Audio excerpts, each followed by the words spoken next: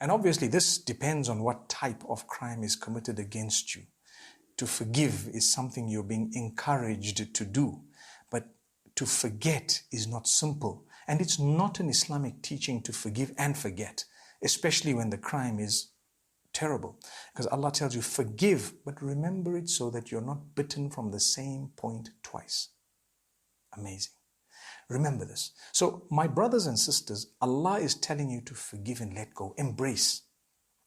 If you can do that, you will achieve a lot of goodness. Many people don't forgive. They say, how will I forgive? How can I forgive? They've done a lot of bad. Just let go of it from your heart. You don't have to communicate it to them. They don't need to know you've forgiven them because they probably haven't even asked you for forgiveness in many cases.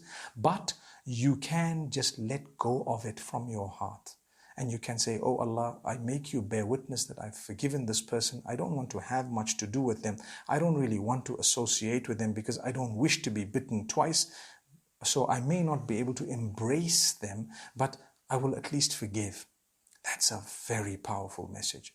My brothers and sisters, try it.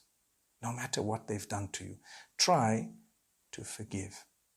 Even if you cannot embrace, at least you've done one thing.